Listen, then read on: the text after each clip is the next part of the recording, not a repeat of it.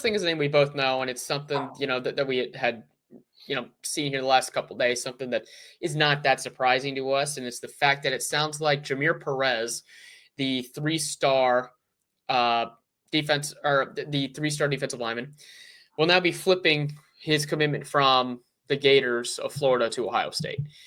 And this is something that, we kind of seen, or I guess hoping was going to come. I mean, he's a Glenville kid. It didn't really make any sense that Ohio State wasn't able to land him after he had an official visit with the Buckeyes, last month.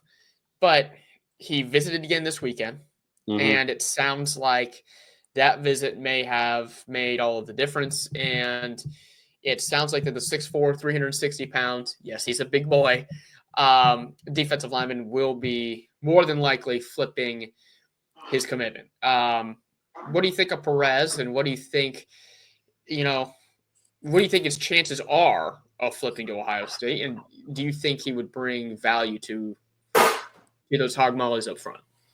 Yeah. Yes, I do. Of course, we all know.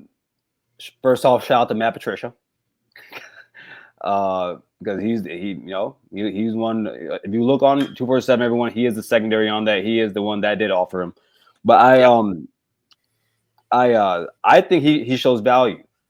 Big kid, very big kid, Ohio kid, and I've always been of the. I think I've said this to you before. I've always been of the mindset that when you have fringe 4-star, 3-star kids in the state of Ohio, specifically in the trenches, I believe you should be offering them.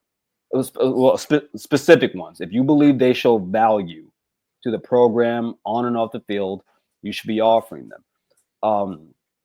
I think he's a very good player. I think that some things he has to work on, just quickness, and that's just athletic ability stuff. But I do believe he's able to clog holes very easily. I think he's good with his hands, very long arms, which of course we've said about guys like Edric Houston. D tackles with long arms, it's an advantage against guards. Yeah. And so I think I do believe that. And on top of that, he's needed. He's needed, man. And maybe we can have a discussion about this later in the show, in terms of because I do want to talk about Larry Johnson and recruiting, because I have actually somewhat teared onto the other side of where I was last week with a few conversations that I've had. But no, man, if we can flip him from Florida, and I do believe we are going to, I think he wants to be a Buckeye. I'm not from Ohio. I'm not born and raised there, but I spent a lot of time in that state from the time I was a young boy. And what I do know is that when kids get offered from Ohio State, man, and they grow up as Ohio State fans, it means something to them. And that ain't just getting that ain't just your normal offer. It's just something that is in your blood. So I'm very excited about it, and I hope it happens. Yeah, no, I agree. And we can have that Larry Johnson discussion here in a little bit, because it does seem like Patricia is the main guy who has been able to, at least get in the heads of some of these defensive line recruits. As far as Perez goes, he's a massive guy. Ohio State needs depth on the defensive line because of some of the classes that they've had here in the last few years, where they just haven't gotten enough guys. And they kind of knew that this was going to happen as far as how many guys they were going to lose on the defensive line this season. So this is something they should have been planning for a little bit better. Yeah. And they just need more, quite frankly, they just need more guys. So that's something that Patricia, I think he sees as the defensive coordinator. And I'm glad that he has taken more of an active role on recruiting than Jim Knowles did. Penn State fans are finding out just now that he's not exactly the most active recruiter in the world, and they're kind of taken aback by it, which is surprising. But it's good to have a guy who seems to understand the need to get on the recruiting trail and get some of these high school kids.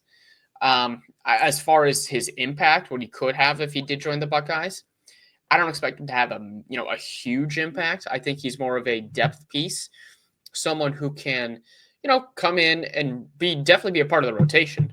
But I don't really see him being, a long-term starter or anything like that. But you need those kinds of guys on the team, especially when you're playing 16, 17 games in a college football season. Now, you have to have that depth, especially in the trenches. So if he's definitely a name I'm going to be watching. So I was going to say, while we're here, so Simeon, he just gave his commitment date. What does it say? There we go. June 27th, 5 p.m. Okay. There we go.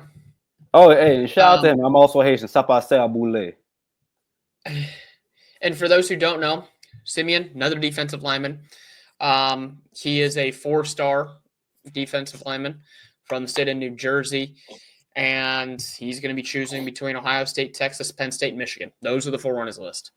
So he was another guy that was visiting this weekend.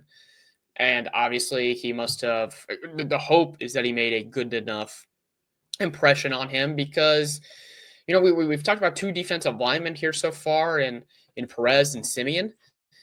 Mm-hmm. They apparently have decided to stop recruiting PJ Dean.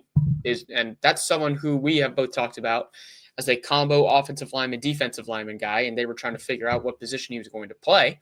Sounds like they don't really care what position he's going to play at all because they seem to have moved off of him as a prospect, which to me is very surprising. So they better land one of these 2 guys. That's all I got to say. So I did talk to someone because I didn't believe it at first. So I asked someone that I truly trust, and I said, what was the reason?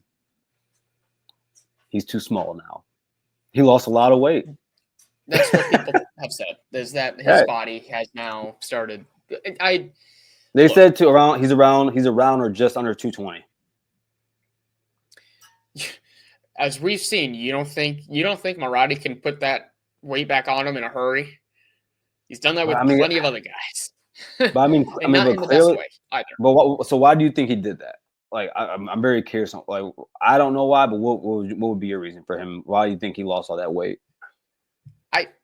I truly don't know, unless he decided that he wanted to be more of a edge guy. More of an edge guy, little linebacker kind of player. But he doesn't. The problem is his skill set doesn't really line up with that. Like he's not built to. He doesn't have the speed that you would want coming off the edge. So I don't know why that's something that he decided, would think about doing. So to answer your question, I don't know. Yeah. Right. Do you have an opinion on that? No, but I think it was a mistake. I don't want to say mistake. I don't want to tell the kid what to do with his body, right? But yeah. I do believe that, for PJ, top 10 offensive line recruit, top 10 then turns into a top 10 defensive lineman recruit. Now maybe he wants to play the edge, and if he does, who are we to say no? But clearly Ohio State wanted him to stay around that 250 range because they want to build upon that. And because I think he's 6'4", right? That's right.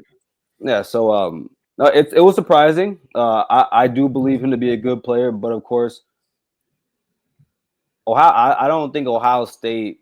We are. PJ Dean is actually 6'5".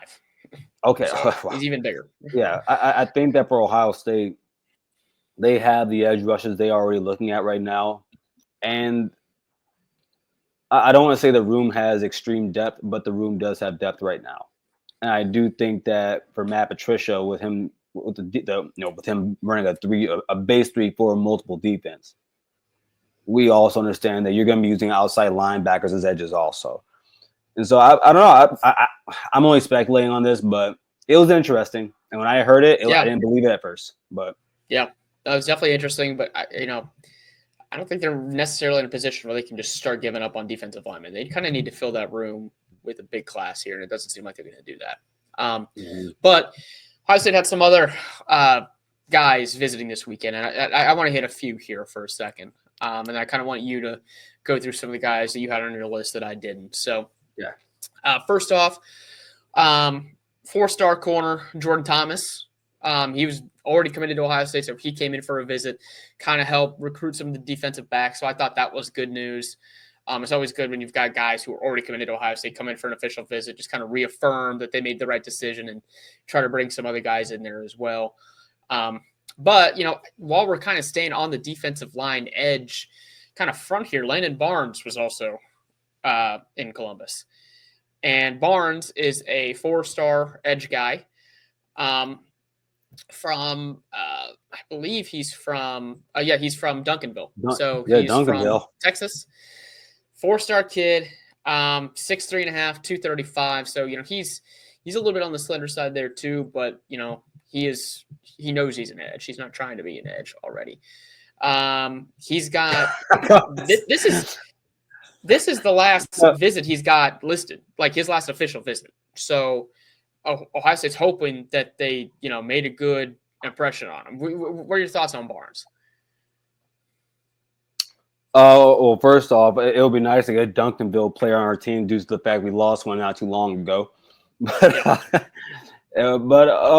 no, good size player, good athlete. I went through a lot of film. Like, my goodness, I went through a lot of film today. But I don't necessarily think he's a developmental player, but I do think there are technical things he needs to work on. Coming off of the edge, he's very fast. He's also very powerful for his size. I do want to point that out. Now, I think for me, the question is right now, my biggest question is, can we get him? We are somewhat. I don't want to say late on his recruitment, but I would say kind of almost that's like probably the right word. Yeah. I was gonna say, but more like it's a late push, man. And we're gonna talk. I'm sure we're gonna talk about another Duncanville person here shortly. These are some late pushes, man. And at this point, I think I put this on X maybe a few days ago. I think right now when it comes to the defensive line, and this goes for everyone we're going to talk about here tonight. Ryan Day,